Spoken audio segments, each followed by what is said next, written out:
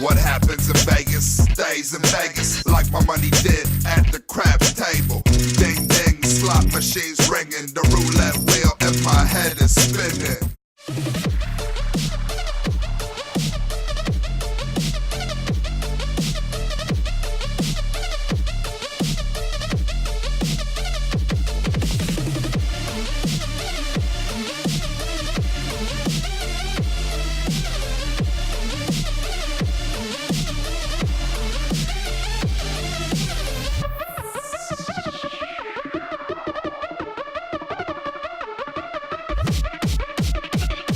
So I'm here with Robbie Galwani, and we're here at CSF Radiators. And recently, we teamed up to come out with a K-Series swap radiator that's now on the market. This radiator is actually a direct drop-in for Integras, but one of the reasons we chose CSF is due to their design of their radiator cooling. Can you tell us a little bit about how this all works out? It all starts with the core. It's the core technology. We're using a special tube called a B-tube. What it has is it's more surface area contact with the coolant, and because of the structure of the B, we're allowed to use stronger but lighter and thinner aluminum, and that way you can fit in a 1 or 2 row the same capacity and cooling of a 3 row or a 4 row. So for race car drivers, it really helps. It's a lightweight unit, less coolant capacity they have to carry, and it fits better in the engine. Are there any other new products that are coming out anytime soon? Yeah, we have a lot of new products for the BMW market. We got some E46 and E92 stuff. We're also branching out into oil coolers and intercoolers. And intercoolers, yeah. Yes, you know, everything's kind of going into 4-cylinder turbocharged applications, and everyone's kind of getting away from the V8s if it's due to, you know, emission laws or whatnot. More turbochargers out there means more intercoolers. I noticed on some of your intercoolers you had the oval tubing, which I think works a lot better for the performance guys. Yeah, you know, North America customers typically like the bar and plate coolers, but that's also very heavy, and sometimes it's better to go to an extruded tube with lower pressure drop, and it's lightweight, and that sometimes helps better. It fits the application more. Now, are you going to be coming out with any new Honda applications possibly? We hope to be coming out with a very nice half rad for all the Civics, you know, B-Series stuff. We're going to be coming out with another model similar for the Ultimate K-Swap radiator, fits all the RBC manifolds, and a little bit of a more slimmer design but better efficiency, so fits and integrates into the engine bay a lot cleaner. Excellent, fantastic. Well, thank you very much for your time. No problem, Brian. Thank you very much. Talk to you. Take care.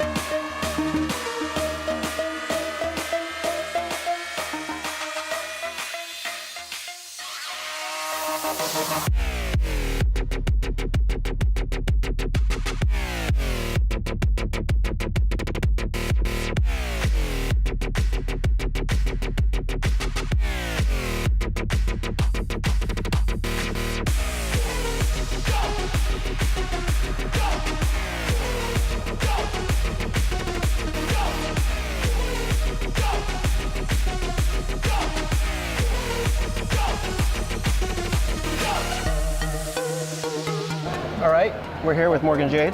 Morgan, what did you bring to SEMA this year? I brought a Little Red Woman. We have Little Red Riding Hood, who's been kind of hiding out for about 3 years, and she's finally here to debut with Turbo by Garrett. Obviously, the last time you had the car out, it was way different. Way different, completely. So what changes have you made? Ideally, we went from, just a real conservative K24 all motor to the complete opposite. Now you've got a really nice Garrett turbo in there. Still K24, but you got some boost now. If you look at her now, she's got this beautiful vinyl wrap, and she's still very red, but she's got a whole nother look now. So she kind of went from street trim to complete drag trim now. So when can we expect to see, you call it Little Red Riding Hood. Yep, just like the storybook. Are you going to be out next season? We'll be testing actually December, January, and then 2014 you should be able to see us pretty much all the West Coast events, East Coast, working on it right now. Really, really working on it. East Coast is really important to us for the car. Yeah. Cool. And who's going to be driving? Me. Oh yeah? 5 years since I've been in anything like this, and really excited to shake it down, get consistent, and it's going to be a lot of fun. So what kind of motivated you to get back into drag racing? Really, drag racing's always been my thing. Road racing was really kind of a new project for us in '06, but my roots are all drag racing, so that's really what got me to want to go back in the seat. A long time, so I've got my hands full. I've got a great transmission setup from Gear Speed, utilizing PPG, so I'm in really good hands. I'm really excited to get in there. Everything you see here, we've done in-house. We actually brought in a really good designer, a friend of mine, Andy from Virginia. Other than that, everything's done in-house with our technicians. Loy and I, we put our time in as well. So it's really been a really big team effort. I think it's really just been really kind of a love-hate with this car. We've had a lot of hiccups. It took a lot of time. We really were focused on time attack. And so it was a lot to get this back out. So I'm just really proud of it. Yeah, it looks great. Thank you. Thanks.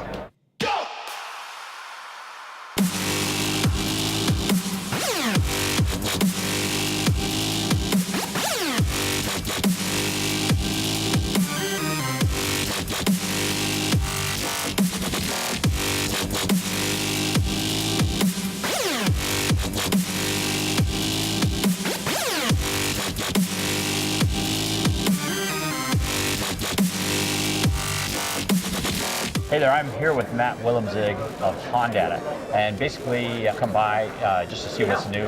One of the products I really like is their new traction control.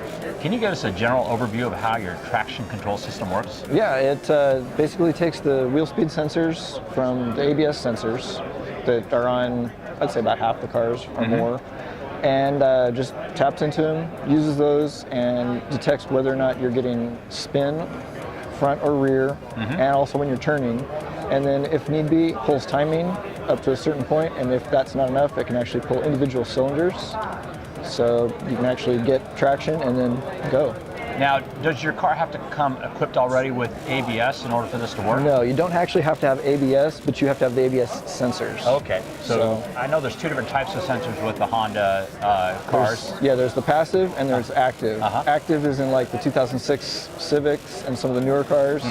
The S2000s, I think, all still use the older style, so it's kind of mixed between the two, but our system can handle both. One of the things that appealed to me about this system is really adjustable. I know there's a knob on the dash that you can turn. There's actually a knob. Things. Yeah, you can use the knob. You can actually set settings in the software for what the different positions of the knob do.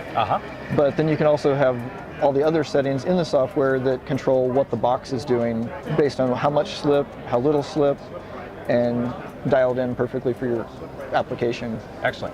Now you've used this for road racing, correct? I've used it once road racing and also on my street car. On the track, road racing, it was amazing. I mean, everybody else, they'd have to lift or they're doing things to try and stay on the track, whereas I could just foot down and go. One of your employees, Javier, has this on his drag car. How has that been working out? Because that's a lot different than road racing or He's still trying to fine tune it and work on it. In fact, we're working on changing the software a little bit so there's more settings for the drag racers because they require a lot more slip than street or road race. I mean, they live on slip because if it's not slipping, they're breaking stuff. Right, exactly. They need to have that. But we're working on the tire to give rather than the teeth on the gears. Exactly. Like Axles or anything that breaks. Yeah. So I actually watched him at Import Face-Off in Tucson, and he was really consistent. He was within probably a tenth every time of his time, and he looked like it was working very well for him at that point. Between the traction control and the actual tuning, it's night and day difference for him. So. Well, excellent. Well, thank you very much for your time. All right.